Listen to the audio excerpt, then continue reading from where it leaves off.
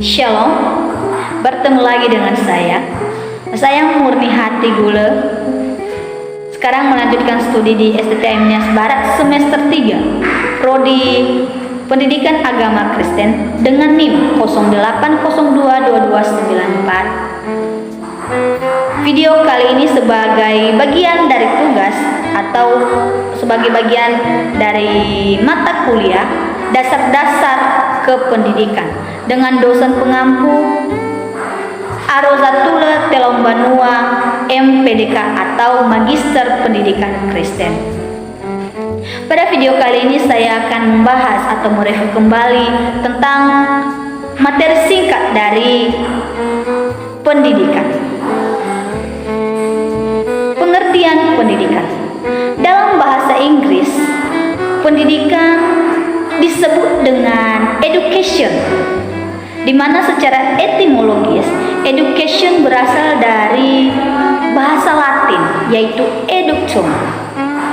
Kata eductum berasal dari atau terdiri dari dua kata, yaitu yang artinya perkembangan dari dalam keluar dan yang artinya sedang berkembang. Arti secara etimologis pendidikan adalah proses pengembangan kemampuan dari diri sendiri dan kemampuan atau kekuatan individu. Secara sederhana, pendidikan adalah suatu proses sistematis yang dirancang untuk mentransfer pengetahuan, keterampilan, nilai-nilai, dan norma-norma sosial dari satu generasi ke generasi berikutnya. Dapat dilakukan dengan cara pengajaran, pelatihan, dan penelitian. Perlu kita ketahui bahwa pendidikan bisa terjadi di berbagai konteks, termasuk lembaga pendidikan formal seperti sekolah, universitas, maupun pengalaman sehari-hari dan pembelajaran sepanjang hidup. Pendidikan juga mencakup pembentukan karakter, moral, dan etika yang membentuk individu menjadi warga negara yang bertanggung jawab dan peduli terhadap masyarakat di sekitarnya. Beberapa konsep dasar mengenai pendidikan yaitu pertama, bahwa pendidikan berlangsung seumur hidup atau long life education. Hal tersebut karena pendidikan dimulai sejak manusia dari kandungan sampai meninggal. Konsep pendidikan berlangsung sepanjang hayat ini seolah memberikan pengertian bahwa pendidikan tidak identik dengan lingkungan sekolah saja, tetapi juga dalam lingkungan keluarga dan masyarakat. Kedua, tanggung jawab pendidikan merupakan tanggung jawab bersama antara sekolah, masyarakat, dan pemerintah. Ketiga, bagi manusia, pendidikan merupakan suatu kewajiban karena dengan adanya pendidikan, manusia dapat memiliki kemampuan dan kepribadian yang lebih baik. Sehingga dapat disimpulkan bahwa pendidikan adalah suatu usaha yang disadari. Tujuan umum pendidikan. Tujuan utama dari pendidikan adalah membantu individu untuk mengembangkan potensi-potensi yang ada dalam dirinya secara maksimal dan mencapai berbagai tujuan yang spesifik. Sini ada dua tujuan pendidikan yang saya. Pertama, untuk mencapai suatu kehidupan yang lebih baik. Kedua, untuk membentuk manusia agar memiliki sikap dan perilaku sesuai dengan nilai-nilai Pancasila.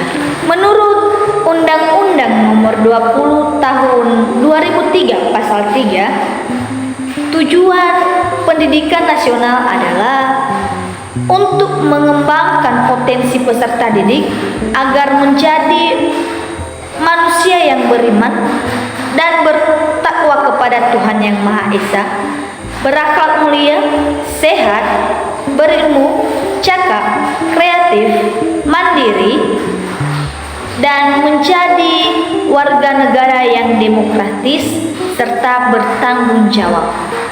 Terdapat beberapa indikator yang menyebut atau sehingga pribadi atau individu tersebut bisa dikatakan telah dewasa, yaitu pertama, mandiri. Mandiri artinya dapat hidup sendiri tanpa bergantung kepada orang lain. Kedua, bertanggung jawab. Orang yang sudah dewasa pasti akan bertanggung jawab tentang apa yang telah diperbuat dan dilakukannya. Ketiga, memahami norma dan moral yang berlaku dalam masyarakat. Fungsi dalam sebuah pendidikan. Secara umum, fungsi utama pendidikan adalah membantu individu untuk mengembangkan potensi-potensi yang ada dalam dirinya secara maksimal dan berkontribusi pada pengembangan sosial, ekonomi, dan kultural masyarakat. Jenis-jenis pendidikan. Ada 3 macam jenis-jenis pendidikan. Pertama, pendidikan formal. Pendidikan formal adalah jenis pendidikan yang terstruktur dan memiliki jenjang. Pendidikan formal ini dimulai dari pendidikan anak usia dini atau PAUD, sekolah dasar atau SD, sekolah menengah pertama SMP, sekolah menengah atas SMA, dan perguruan tinggi atau universitas. Kedua, pendidikan non-formal. Pendidikan non-formal adalah jalur pendidikan di luar pendidikan formal yang bisa dilaksanakan secara berjenjang dan terstruktur. Pendidikan non-formal dapat didapatkan melalui kursus, sanggar, dan bisa juga melalui pengalaman-pengalaman yang bersifat memberikan pembelajaran atau pelajaran bagi diri kita. Ketiga, pendidikan informal. Pendidikan informal adalah jenis pendidikan yang berasal atau didapatkan dari keluarga dan lingkungan di mana peserta didik dapat belajar secara mandiri dan bisa belajar dari lingkungan sekitarnya. Beberapa hal yang termasuk di dalam pendidikan informal adalah agama, budi pekerti, etika, sopan santun, moral, sosialisasi, dan lain sebagainya. Unsur-unsur dalam pendidikan. Dalam proses belajar mengajar, terdapat 2 unsur penting yang saling berhubungan satu dengan yang lain, yaitu pertama, peserta didik. Peserta didik adalah individu atau orang yang belajar untuk mendapatkan pendidikan dengan tujuan untuk mengubah kehidupannya agar menjadi lebih baik. Kedua, tenaga pendidik atau sering disebut dengan guru. Tenaga pendidik adalah mereka yang memberikan pendidikan atau mentransfer pengetahuannya kepada peserta didik. Dalam hal ini, tenaga pendidikan dapat dibedakan menjadi 2, yaitu pertama, pendidikan kodrati. Pendidikan kodrati ini yaitu pendidikan melalui orang tua. Pendidikan kodrati yakni orang tua yang mendidik anak sejak lahir. Jadi guru pertama bagi seorang anak adalah orang tua. Kedua, pendidik profesi, yakni guru atau tenaga pengajar di sekolah, baik di sekolah formal, non formal maupun informal.